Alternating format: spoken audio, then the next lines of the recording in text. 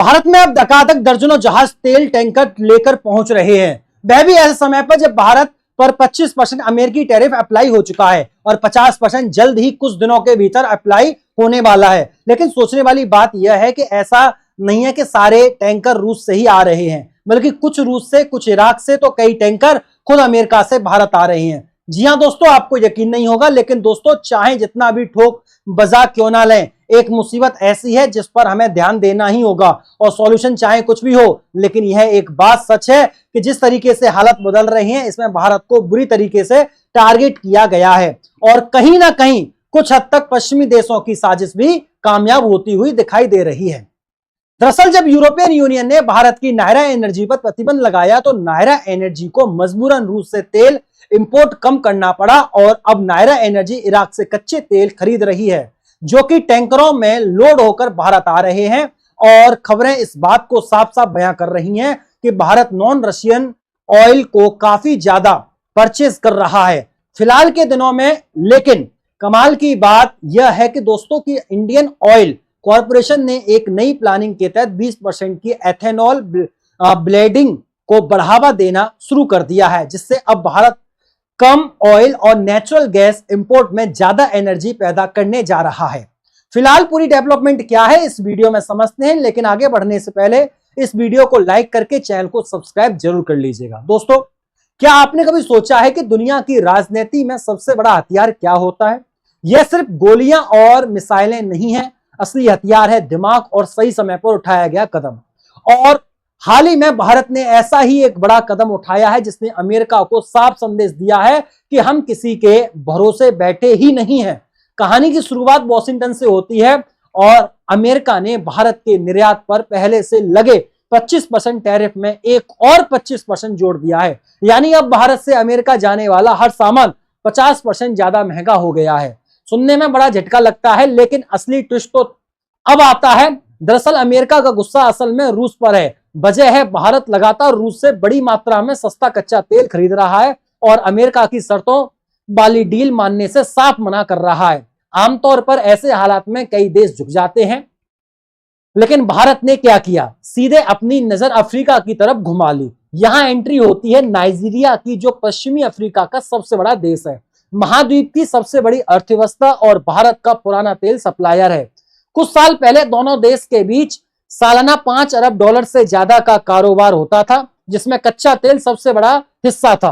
बाद में यह घटकर लगभग $8 अरब पर आ गया। लेकिन अब खेल फिर बदलने वाला है, क्योंकि इंडियन ऑयल कॉरपोरेशन ने सितंबर 2025 की डिलीवरी के लिए नाइजीरिया के अकवामी क्रूड का 10 लाख बैरल पहले ही बुक कर लिया है। यह सिर्फ तेल की डील नहीं, बल्कि एक मजबूत संदेश है कि भारत के पास हमेशा बैकअप प्लान है और वह अमेरिका या यूरोपियन यूनियन के दबाव में आने वाला नहीं है।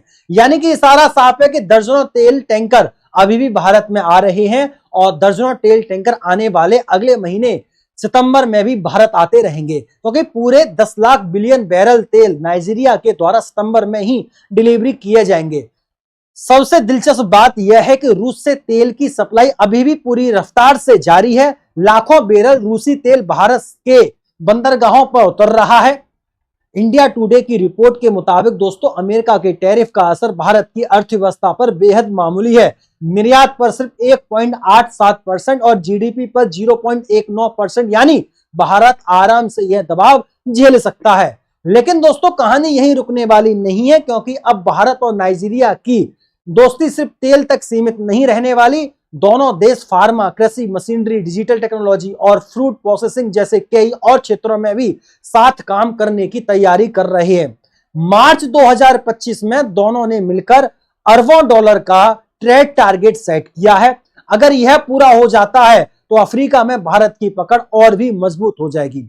यह सिर्फ व्यापार नहीं, बल्कि एक भू राजनीतिक चाल है जो आने वाले समय में भारत को अफ्रीका में एक बड़ा पावर सेंटर बना सकती है। और इसमें एक और बड़ा पहलू जुड़ता है, जो है ब्रिक्स का विस्तार और ग्लोबल साउथ की राजनीति। अगर नाइजीरिया इन मंचों पर भारत के साथ खड़ा रहता है तो अफ्रीका में चीन और पश्चिमी देशों का असर बैलेंस करने में भारत को जबरदस्त बढ़त मिलेगी। यानी साफ है, यह कोई साधारण एनर्जी डील नहीं, बल्कि कूटनीति का एक मजबूत मोहरा है। याद रखिए दोस्तों, अंतरराष्ट्रीय राजनीति में हर चाल का असर तुरंत नहीं दिखता, लेकिन जब नतीजे सामने आते हैं तो तस्वीर पूरी तरह बदल जाती है। अफ्रीका के साथ भारत का यह जुड़ाव आने वाले सालों में सिर्फ तेल की कीमतों को स्थिर नहीं रखेगा, बल्कि नई मार्केट को और बड़े निवेश के दरवाजे भी खोलेगा।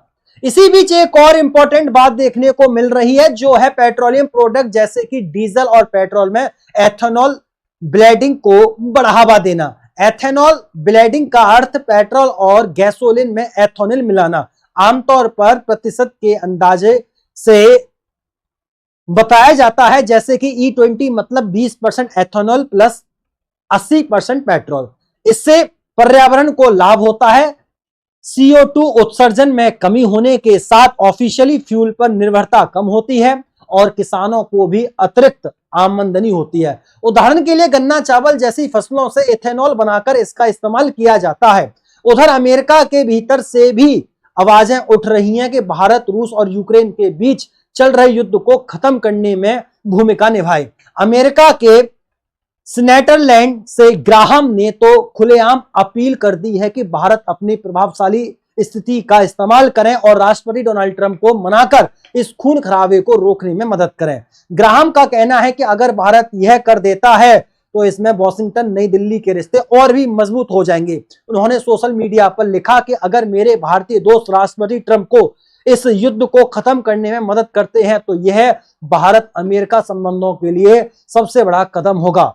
दोस्तों, यह बयान ऐसे समय पर आया है जब प्रधानमंत्री नरेंद्र मोदी ने हाल ही में रूसी राष्ट्रपति व्लादिमीर पुतिन से फोन पर बात की थी। और ध्यान दीजिए, यह सिर्फ बातचीत नहीं थी, बल्कि इसमें ऊर्जा, व्यापार और वैश्विक सुरक्षा के मुद्दे भी शामिल थे। यानी भारत अब सिर्फ एक खरीदार या सप्लायर नहीं, बल्कि शांति वार्ता का संभावित मध्यस्थ बनकर उभर रहा है। फिलहाल इसी बीच जब बात भारत का नए नए देशों के साथ बढ़ते व्यापार समझौते को हो रही है, तो आपको बता दें कि इस मैप में भारत के बगल जहां अरब सागर के पास ओमान देश जो दिख रहा है, उसके साथ भारत का फ्री ट्रेड एग्रीमेंट जल्द ही अनाउंस होने जा रहा है। वैसे तो यह नई डेवलपमेंट नहीं है, लेकिन फिर भी आपको बता दें साल 2023 भारत और ओमान के बीच कॉम्प्रिहेंसिव इकोनॉमिक पार्टनरशिप एग्रीमेंट की बातचीत चल रही है, लेकिन अब आखिरकार दोनों देश इसे अंतिम रूप देने के लिए तैयार हो चुके हैं। बाकी आप लोग अपनी राय कमेंट में बताएं कि क्या एथेनॉल ब्लेंडिंग करना लंबे समय के लिए ठीक रहेगा या नहीं, और इस वीडियो को लाइक करके अपने मित्रों तक शेयर जरूर करें ताकि उन्हें भी जानकारी मिल सके। इसी तरह और भी नॉलेजफुल वीडियो देखने के लिए हमारे चैनल को सब्सक्राइब करना मत भूलिएगा। फिर मुलाकात होती है अगली वीडियो में, तब तक के लिए नमस्कार, राधे राधे, राम राम, जय श्री राम, जय हिंद, जय भारत, वंदे मातरम। मैं गौरव तेवतिया और आप लोग देख रहे हैं TTI स्टडी। नमस्कार।